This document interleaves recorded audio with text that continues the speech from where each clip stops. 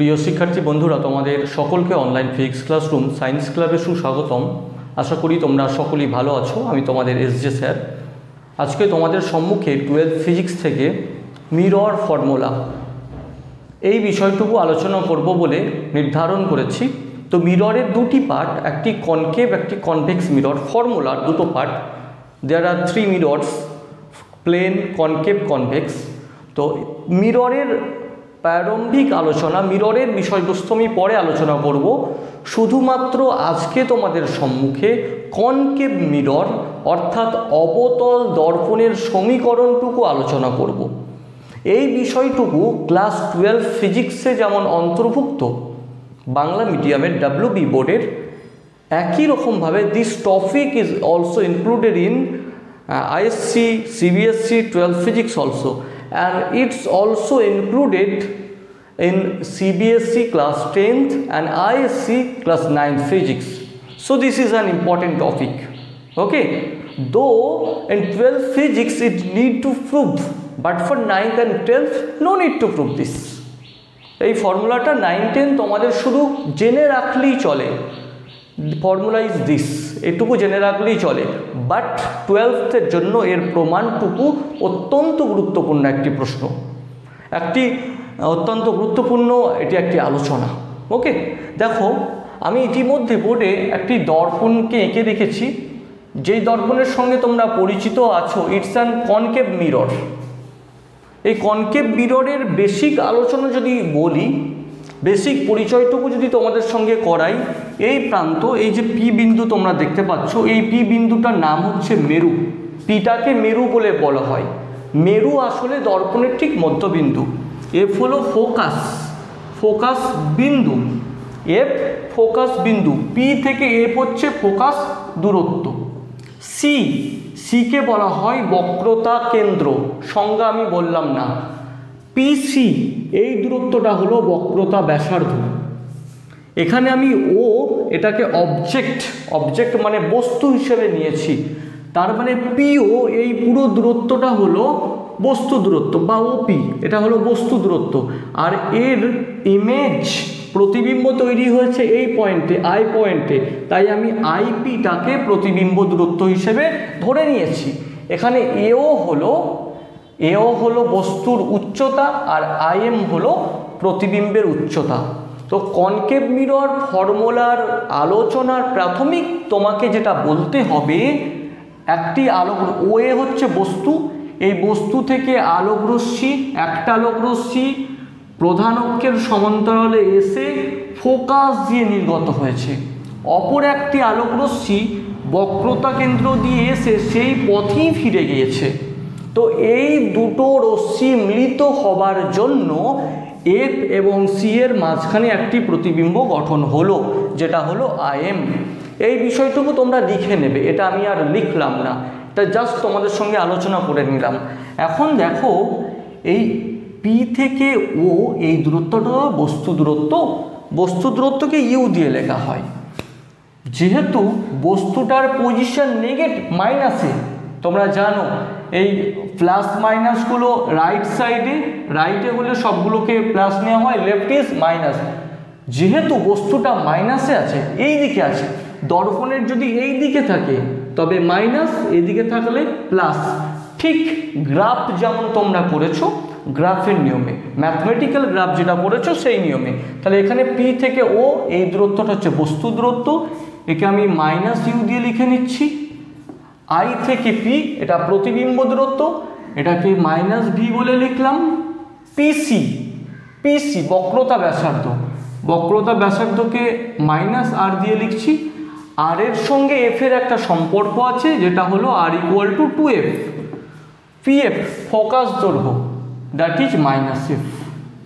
ওকে, এখন দেখো এই যে ট্রিয়াঙ্গেল পাচ্ছ, ট্রিয়াঙ্গেল AOC,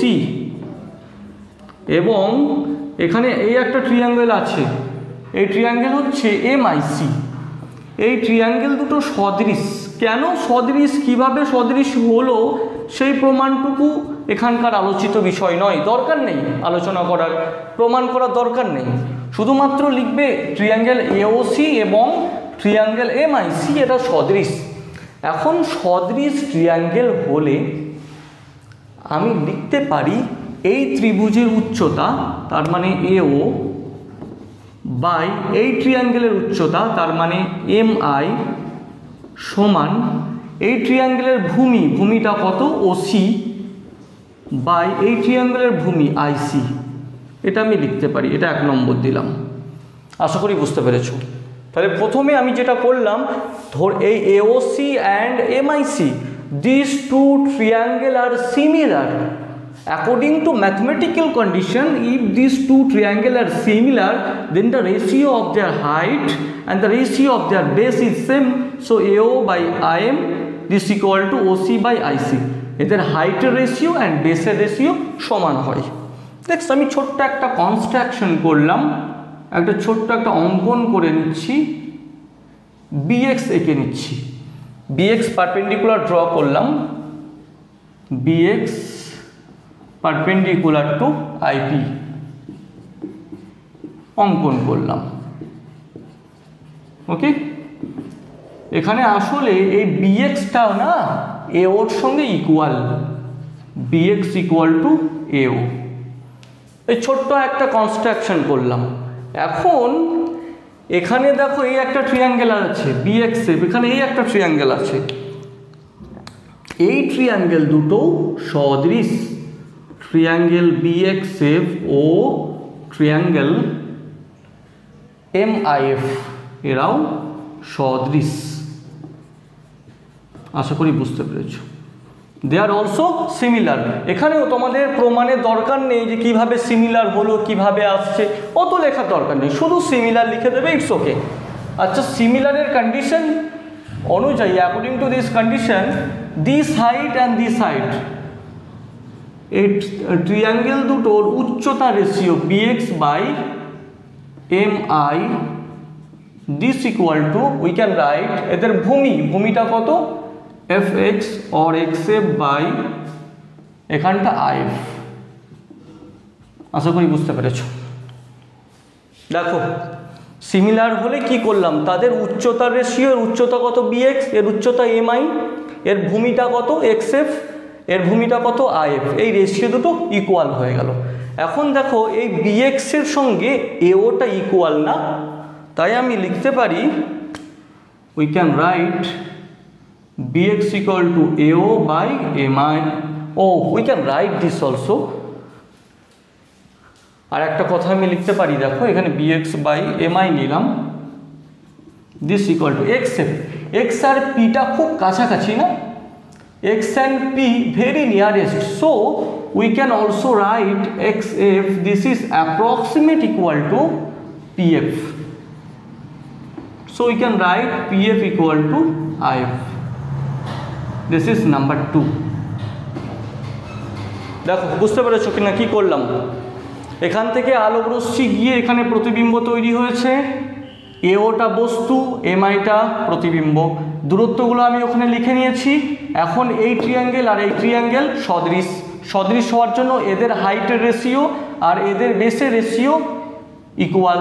একই রকমভাবে এই ট্রিয়াঙ্গেল এরা দুজনেও সদৃশ হওয়ার জন্য এই হাইট বাই এই হাইট, এই হাইট বাই এই height, BX by MI equal to PF by FI, okay sorry XF by FI লিখে নিয়েছি। এখন দেখো যেটা করেছি, BX এর সঙ্গে AO equal, so and next point is that X and X and P are very closest, X আর P খুব ক্লোজ হওয়ার জন্য XF ইকুয়াল টু PF লিখলাম।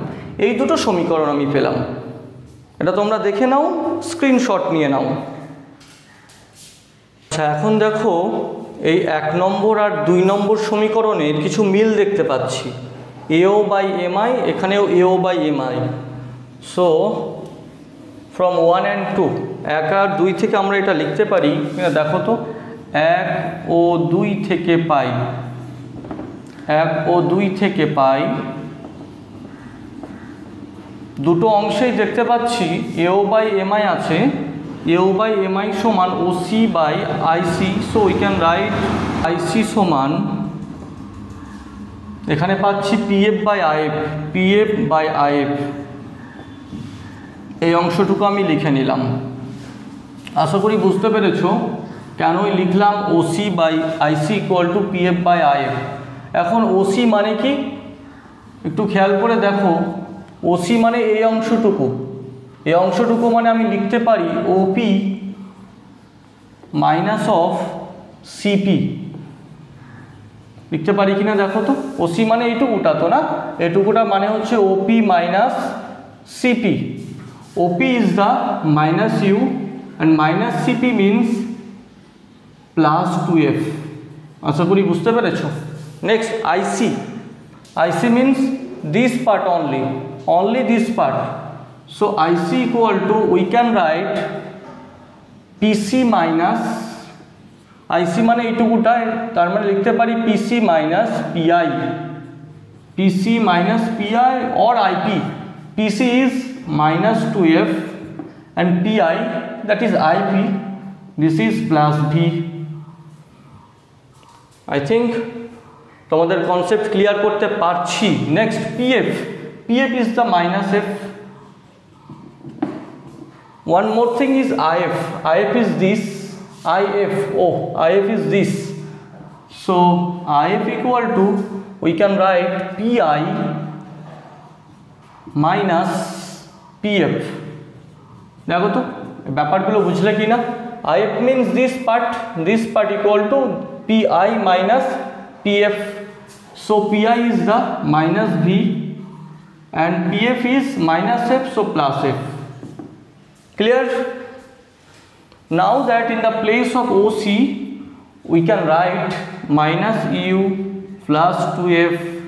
In the place of IC we can write minus 2F plus V. This equal to PF is minus F and IF is minus V plus F. যা যা পেয়েছি লিখে নিলাম। ওকে, next স্টেপে আমি এখান থেকে এখানে আসছি, জাস্ট কোনাকুনি মাল্টিপ্লাই করছি। দেখো minus u into minus v uv, minus u into f minus uf, 2f into v minus 2vf, 2f into f 2f square. Okay, আচ্ছা এই দিকের পার্টটা আমি একটু মুছে নিচ্ছি, আশা করি তোমরা এটা লিখে নিয়েছো, বুঝতেও পেরেছো। এই পার্টটা আমি একটু মুছে নিলাম।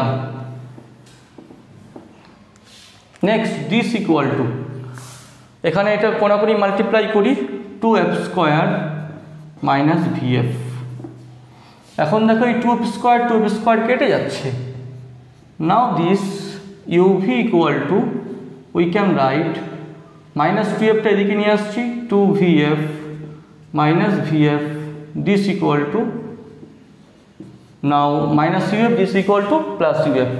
So uv equal to vf plus uf. Okay, after that is just dividing all the terms by uvf, just dividing all the terms by uvf.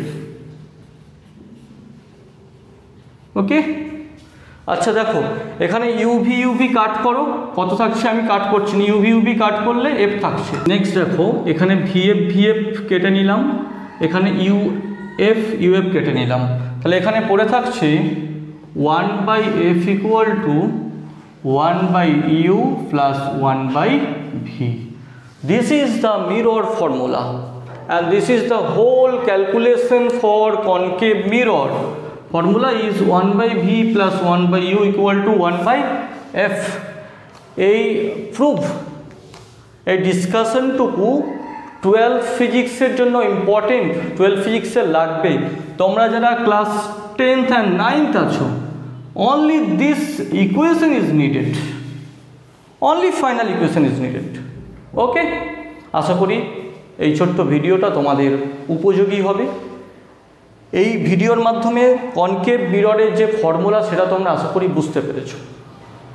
আজকের ক্লাসটুকু এই পর্যন্তই, আবার অন্য কোনো ক্লাসে অন্য কোনো দিনে দেখা হবে।